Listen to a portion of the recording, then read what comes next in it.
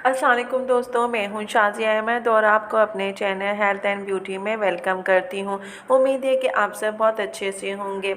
जी दोस्तों, रमज़ान में ख़वातीन के लिए इबादत का टाइम निकालना बहुत मुश्किल हो जाता है, क्योंकि उनका काम जो है डबल या तिबल कहना चाहिए हो जाता है, क्योंकि सहरी और अफ्तार का जो टाइम होता है वो मखसूस होता है कि एनी टाइम सबको एक साथ जो है सहरी और अफ्तारी करनी होती है।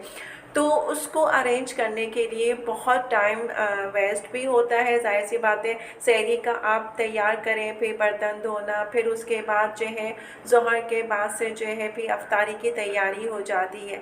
लेकिन आज मैं कुछ आपको ऐसे टाइम बताऊंगी कि उस टाइम के दौरान आप अपने लिए, कुरान के लिए, तस्बीहात के लिए जो है थोड़ा टाइम निकाल सकते हैं। तो इस वीडियो को स्किप मत कीजिएगा, पूरा देखिएगा। तो चलें फिर वीडियो की जानिब और वीडियो को स्टार्ट करते हैं। वीडियो स्टार्ट करने से पहले अगर आपने अभी तक मेरा चैनल सब्सक्राइब नहीं किया है तो जल्दी से सब्सक्राइब कर दीजिए और साथ में लगे आइकॉन के बटन को प्रेस करें, ताकि मेरी नई वीडियो की नोटिफिकेशन आप सबको सबसे पहले फ्री में देखने को मिले। वीडियो अच्छी लगे तो लाइक एंड शेयर ज़रूर कीजिएगा। सहरी बनाने में जल्दी करें और सहरी के काम से फारिग होने के बाद आपके पास जो है आधा घंटा है, जिसके लिए आप अपनी इबादत के लिए रोज़ाना टाइम निकाल सकती हैं।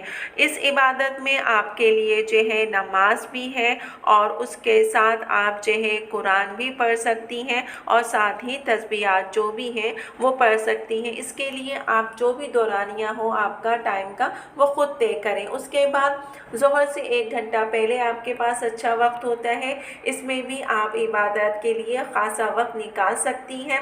और उसके बाद जो अफ्तारी से पहले के ज़रूरी काम हैं वो कर लें और उसके बाद भी आप अपना टाइम निकाल सकते।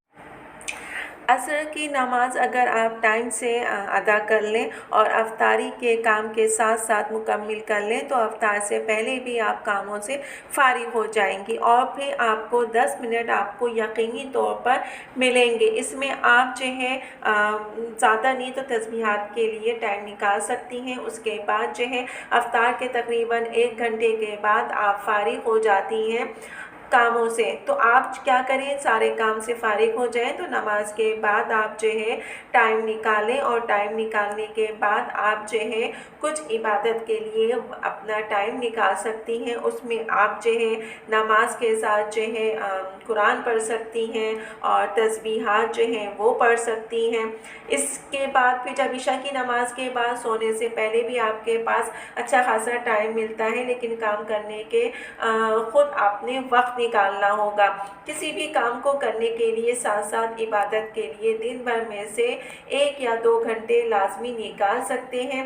इसके लिए ज़रूरी है कि आप वक्त की पाबंदी का ख़ास ख्याल रखें, तो आपकी रमज़ान में ये सारी इबादत जो है टाइम से पूरी हो सकती हैं।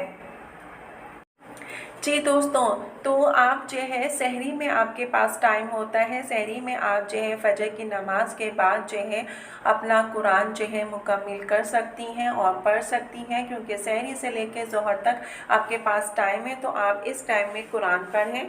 इसके अलावा सहरी से लेकर अफ्तार तक आप जो है 10-10 मिनट का अगर टाइम भी लेती हैं तो उसमें आप जो है तस्बीहात या दुआएं जो भी हैं वो पढ़ सकते हैं। नमाज अपने टाइम से पढ़ें, क्योंकि 5 लोग जो हैं अफ्तारी के बाद जो है उनको थोड़ी कमज़ोरी या थकन महसूस होती है, तो शायद आप ना कर पाएँ, लेकिन आप सहरी से लेकर अफ्तार तक आप 10-10 मिनट टाइम दे सकते हैं। इस तरह आपकी सारी इबादत जो है मुकम्मल हो सकती हैं। जी दोस्तों, तो आज की वीडियो मेरी आपको कैसी लगी कमेंट्स में ज़रूर बताइएगा, और अगर वीडियो पसंद आई है तो लाइक एंड शेयर ज़रूर कीजिएगा अपने दोस्तों के साथ भी। तो चलें दोस्तों, चलती हूँ, दुआओं में याद रखिएगा, अपना बहुत ज़्यादा ख्याल रखिएगा। इंशाल्लाह फिर आऊँगी नई वीडियो के साथ। जब तक के लिए अल्लाह हाफ़िज़।